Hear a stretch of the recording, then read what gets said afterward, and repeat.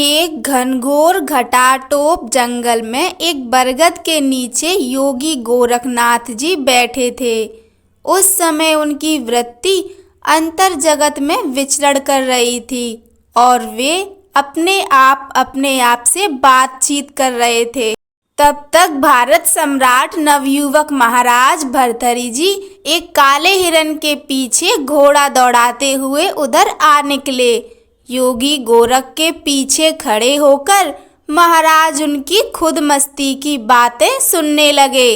गोरख, दुआ मांग दुआ कर, दुआ से जमीन तक फट जाती है और आसमान तक उड़ जाता है। जिस काम को कोई नहीं कर सकता उसको दुआ कर सकती है।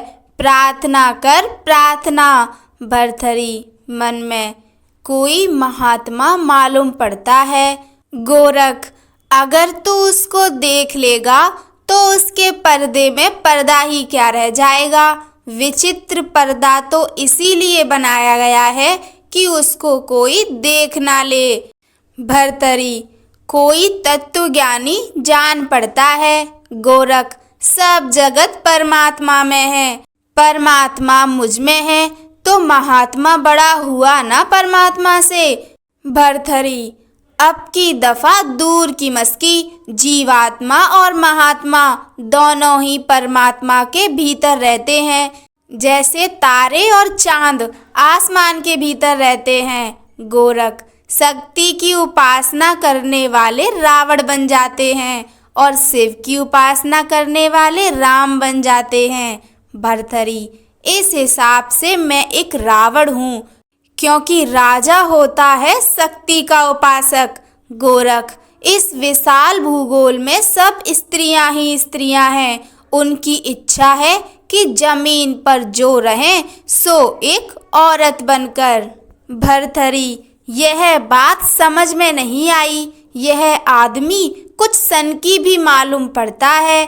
गोरख, इस विशाल भूगोल में सब पागल ही पागल रहते हैं। अगर कोई होश में आने लगता है तो उसे पागल लोग पागल कहने लगते हैं, क्योंकि वे खुद पागल हैं। भर्तृहरि, सभी पागल हैं। अब की फिर इसने जकंद भरी। मालूम होता है कि विचार करते करते यह आदमी पागल हो गया है। गोरख, जमीन कहती है कि मैं बड़ी और आसमान कहता है कि मैं बड़ा। औरत कहती है कि मैं बड़ी और मर्द कहता है कि मैं बड़ा। वास्तव में न जमीन बड़ी न आसमान बड़ा। बड़ी है भूल जो कि दोनों को अहमक बनाए हुए है। भर्तृहरि, क्यों जी, तुमने इधर कोई काला हिरण देखा था? गोरख, मैं यहाँ नहीं रहूँगा। जहाँ सब अंधे ही अंधे हैं वहाँ मैं नहीं रहूँगा। जहाँ सब पागल ही पागल हैं वहाँ मैं कैसे रहूँगा। जिस गांव के सब लोग नशेबाज हैं उस गांव में मेरा गुजारा कैसे होगा। नहीं नहीं, औरतों के शहर में मेरा निवास नहीं रह सकता। भर्तृहरि, क्यों जी, तुम कौन हो? मेरी बात नहीं सुनते?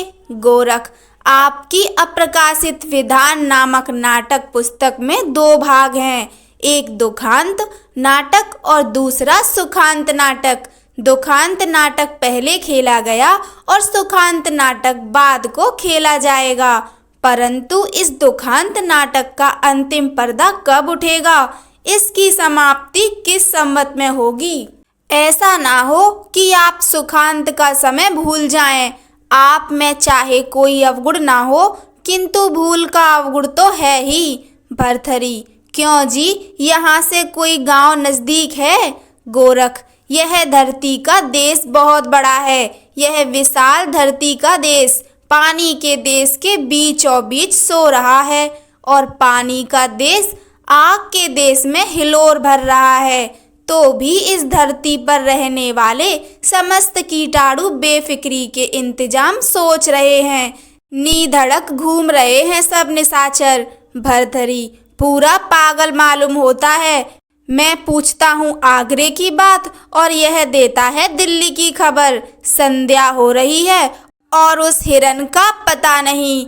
तब तक गोरखनाथ जी का वह पालतू काला हिरन वहां आ पहुंचा, जिसके पीछे महाराज परेशान हो रहे थे। महाराज ने एक तीर चला दिया और हिरन मरकर वहीं योगीवर गोरखनाथ जी की गोदी में गिर पड़ा। उनकी चित्त के वृत्ति अंतर जगत से हटकर इस बाहरी जगत में आ गई। हिरन को मरा हुआ देख गोरखनाथ जी ने महाराज से कहा, गोरख, तुम कौन हो? भर्तृहरि, भारत के उदय अस्त का मैं राजा हूँ। गोरख, भारत का उदय जब होगा तब होगा, तुम्हारा अस्त तो आज हो जाएगा। भर्तृहरि, क्यों? गोरख, इस निरपराध और पालतू हिरन को क्यों मारा? भर्तृहरि, मैं राजा हूँ, जिसको चाहूँ मारूं। गोरख, मैं नहीं मानता कि तुम राजा हो, सूर नहीं क्रूर हो। भर्तृहरि, तुम्हारे ना मानने से क्या होता है? गोरख, हमारे ना मानने से तुम राजा रह कैसे सकते हो? भर्तृहरि, अच्छा। गोरख, और नहीं तो। भर्तृहरि, क्या करोगे मेरा तुम? गोरख, जो तुमने हिरन का किया ठीक वही। भर्तृहरि, तुम्हारे पास हथियार तो कोई है ही नहीं, फिर मुझको मारोगे कैसे? गोरख, हथियार से मारा करते हैं हिजड़े लोग, हमारी दुआ ही हमारी तलवार है। दुआ से जमीन तक फट जानी है, तुम्हारा फट जाना कौन बड़ी बात है? भर्तृहरि, क्या मैंने कोई अपराध किया है? गोरख, बड़ा भारी। भर्तृहरि, क्या? गोरख, मार वही सकता है कि जो जिला सकता हो। जो जिलाना नहीं जानता उसको मारने का हक नहीं है, हुक्म नहीं है, कानून नहीं है। भर्तृहरि, मरकर कोई जीवित नहीं हो सकता, यह बात प्रकृति के नियम से विरुद्ध है। गोरख, प्रकृति के नियमों को तुम क्या जानोगे? प्रकृति का नाम ही सुन लिया या उसे कभी देखा भी? विष खाने से आदमी मर जाता है, परंतु शंकर जी विष खाकर अमर हो गए। बिना जड़ का कोई पौधा नहीं होता, किंतु अमर बेल बिना मूल के ही फूलती है।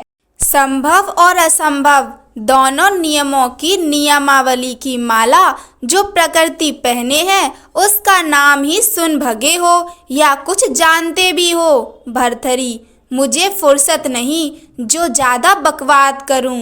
हिरन को लेकर राजधानी लौटना है। गोरख, हिरन को लेकर? हिरन को छोड़कर ही राजधानी चले जाओ तो मैं जानूं, बिना इसको जीवित किए तुम एक डग नहीं रख सकते। राजधानी में नहीं जाओगे तो कुर्बानी में जरूर जाओगे।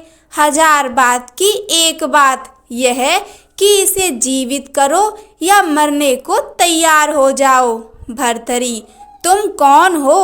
गोरख, पब्लिक को बनाने और बिगाड़ने का खेल राजा लोग खेला करते हैं। हम योगी वे लोग हैं जो राजाओं के बनाने बिगाड़ने का खेल खेला करते हैं। भर्तृहरि, क्या तुम इस हिरन को जीवित कर सकते हो?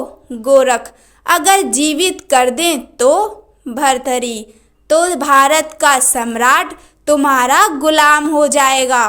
गोरख, कंचन, कामिनी और कीर्ति की आपात कमनीय त्रिमूर्ति राजपाट को छोड़कर नम्रता, ब्रह्मचार्य और त्याग को आपात भयावनी त्रिमूर्ति भक्ति मार्ग में आ जाओगे। भर्तृहरि, जरूर आ जाऊंगा। अमर विद्या या प्राण कला के एक आचार्य गोरखनाथ जी ने उसी क्षण मरे हुए हिरन को सचमुच जिला दिया। गोरख, राजा भर्तृहरि? भर्तृहरि, बाबा भर्तृहरि कहो। बाबा? गोरख, राजा बड़ा कि योगी? भर्तृहरि, राजा केवल मार सकता है, पर योगी मार भी सकता है और जिला भी सकता है। कहानी सुनने के लिए आप सभी का धन्यवाद। जय श्री राम।